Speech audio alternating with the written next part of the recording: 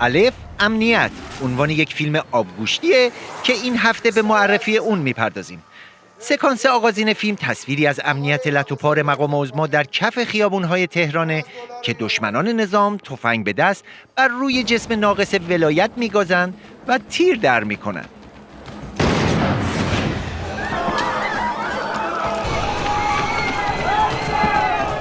کارگردان به فرموده مقام عظما جک و جونورهای نیروی انتظامی رو بر سر دشمنان نظام میریزه و اونها رو محاصره میکنه. درست در همین لحظه حساس یک مدرسه پسرونه جلوی دشمنان نظام سبز میشه و دشمنان نظام هم که خوراکشون بدرفتاری با مردم و بچه هاست سر خر رو کج کرده و وارد مدرسه میشن. برو تو مدرسه!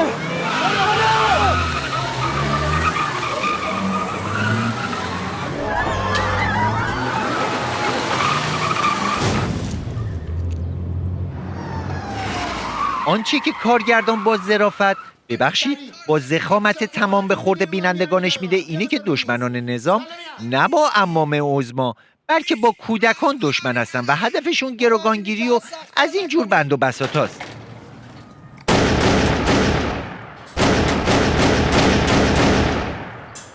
اینه! فکر کردم من خرم. اگه یگان ویژه بیاد؟ یگان ویژه واسه آدمای ویژه میاد دیگه. مگه ما چه ویژگی داریم؟ احمق این همه بچه گروگان داریم. مراقب در باش.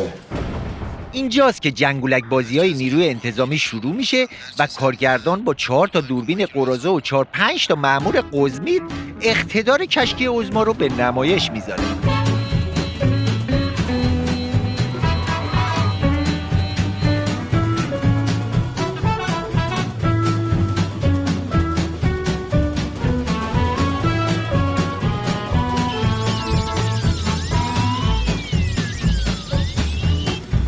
حالا درسته که شما با دیدن این صحنه‌های مسخره به ریش عظما میخندید، اما دشمنان نظام که تو این فیلم هستن حسابی ترسیدن. چون میدونم کیا میخوان بیان خفتمون کنن دهن اون سرویسه. نیروهای انتظامی که تا 2 ساعت پیش ملت رو تو خیابون میزدند و به چشم مردم اصفهان ساچمه شلیک میکردن به ناگهان مهربون میشن و به شکل کاملا مصنوعی برای بچه‌های مردم دل میسوزونن. دانش آموزا بچه‌های مردم الان گروگان اونها هستن. پس دقت کنید، مراقب باشید. نیروها همدیگر رو پوشش بدن. اکنون سوالی که کارگردان با اون مواجه شده اینه که بچه‌ها رو چگونه از دست دشمنان نظام نجات بده. اینجاست که وزارت اطلاعات وارد میشه و در یک عملیات چند وجهی یک سرگرد مشنگ رو در میان گروگانها نفوذ میده. ولی یکی از شما اون توه. کی؟ جناب سرگو برازنده اومده بود واسه یه سری کارهای آموزشی. علی؟ راستی این سرگرد چولمن چه خواهد کرد؟ در سکانس بعدی متوجه میشیم که یک دل سیر کتک میخوره و سربازان گمنام ولایت هم مجبور به عقب نشینی میشن.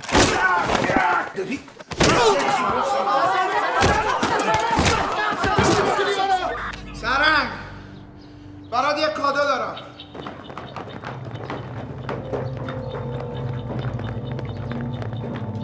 اونم از نوع ورزشکارش. نه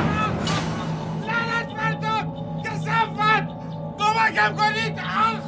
اون دیوونه است. با تیر بعدی میکشتش. کسی شلیک نکنه. ای بابا این که خیلی خیته. چرا این سرگرد بی‌خاصیت هیچ غلطی نمیکنه؟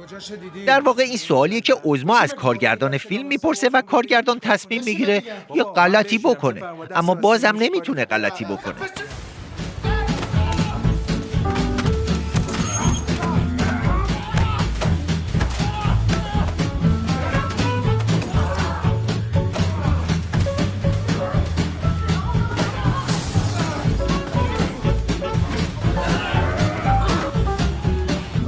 بشین نترس. فراز! زدی به کادون!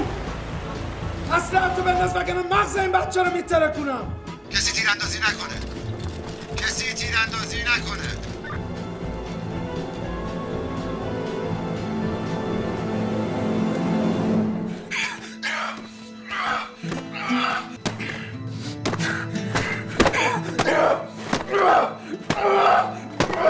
همزمان با کتک خوردن سرگرد گیج اغتشاشگران هم از آن سوی آب میان و همینطوری فتنه است که روی فتنه تلمبار میشه. یه سری فرصت طلب تا تقریبا توپ میخوره میام واسه دردسر.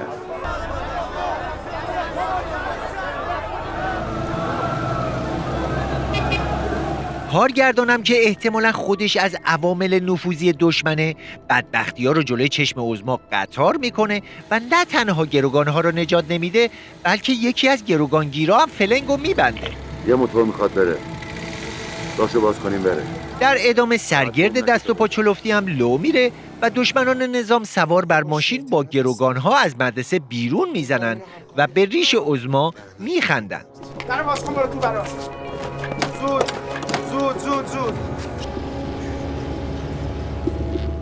پسر خیلی ضایع شد که.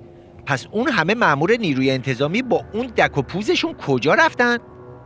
اینجاست که کارگردان سکانس بعدی رو با صدای شطرق به فیس عظما میکوبونه. بله، دشمنای نظام گروگانها رو برداشتن بردن، بعد تنها کاری که از دست اینا برمیاد نماز خوندن و دعا کردنه. ای به کمرتون بزنه اون نمازتون.